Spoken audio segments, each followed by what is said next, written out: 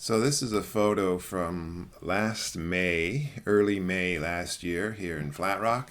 It's the bottom of a hive that I couldn't inspect my hives last year. I don't think I wasn't able to do a full hive inspection until June last year because the weather was so cold, and which is the longest I've ever gone without being able to do a full hive inspection.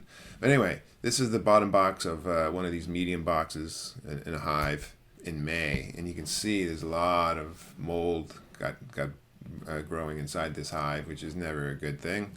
I think the mold probably seeped in through a defective super. I have plenty of defective supers that I've inherited from other beekeepers, and a variety of supers that when you smack them together, they don't make a perfect seal. And even with hive wraps, if moisture gets inside the hive wrap or between the hive wrap and the hive, it seeps in through the cracks and it creates moisture and it creates mold. Some people don't use wraps because of that, because it actually, if moisture gets in behind the wrap, this kind of thing can happen.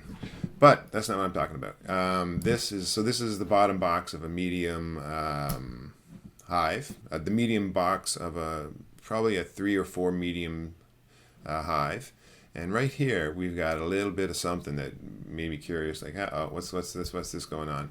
Little accumulation of dead bees, sort of right here. And I've seen this before, something similar to this before, when I had shrews in my hive years ago. But I switched to using 1/4-inch mesh instead of 1/2-inch mesh to keep my mice and shrews out of my hives. And then since then, I haven't had any problems, or very rarely anyway.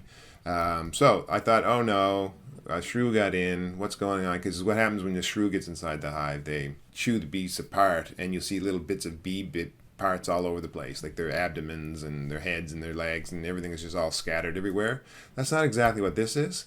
So then I just kept digging. And here's some 1/4-inch mesh that I had on the hive that I was talking about.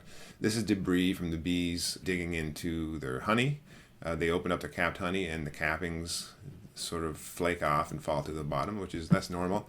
And this number of dead bees on the bottom of the hive, there's nothing unusual about that. But I'm not a big fan of all this mold and things. But if you look over here, check it out. It's a dead mouse. Dead mouse all covered with mold. And so there was a mouse in this hive over the winter. And that would have stressed out the bees, it's any kind of critter inside the hive is never a good idea. It's just no good, especially shrews. But in this case, it was a mouse, and you can see here it is, a little mouse tail and all that sort of thing. But I don't think this mouse actually nested inside the hive. It probably stressed the bees out having a mouse in there for a while.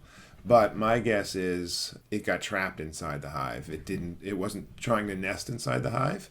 Yeah, so if we go back to this 1/4-inch mesh, this is just a portion of the 1/4-inch mesh. It goes across the entire bottom entrance. And my guess is I put that mesh on too late in the year, probably in November or something like that. So it was already cold, and mice are looking for a nice warm place to live. And I put the mesh on too late. And I trapped, and you can do the same thing when you put on whether it's a 1/4-inch mesh or 1/2-inch or a standard 3/8 mouse guard. You can still do the same thing. You put it on too late, and there happens to be a mouse inside the hive when you put the mesh on or the mouse guard on, and you've trapped it inside the hive. And that's, I think, what happened here.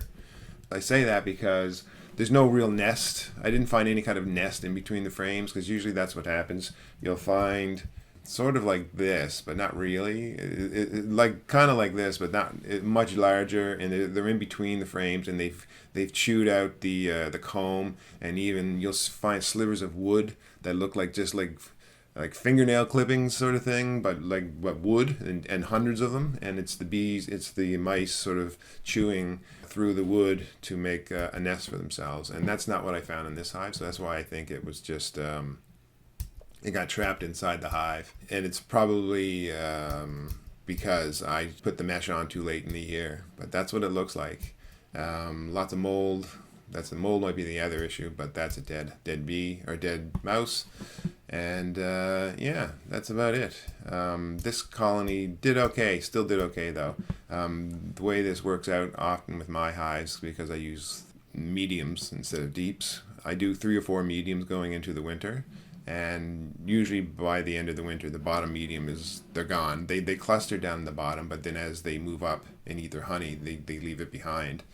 And the bottom medium usually ends up being empty, but it's not a big deal. They're not heating it up or anything, and it kind of acts like a slatted rack would. It provides the bottom entrance might be wide open. Well, actually, you can see I actually had a normal mesh, right? A normal a mouse guard on there. But anyway, yeah, even if the bottom entrance is wide open and there's wind blowing in there, a little bit of wind, this empty box sort of acts like a slatted rack. It cuts down on the wind, keeps the cold air down underneath the hive, and it also gives the bees a little place to hang out if they need to hang out, but they don't. But anyway, so that's it. Yeah, this is what it looks like when you get a mouse in your hive. And this is not a mouse that was living in the hive. It got trapped in the hive, probably because I put the mouse guard on too late in the year and trapped it inside. It couldn't get out past the mouse guard, so that's the way it goes.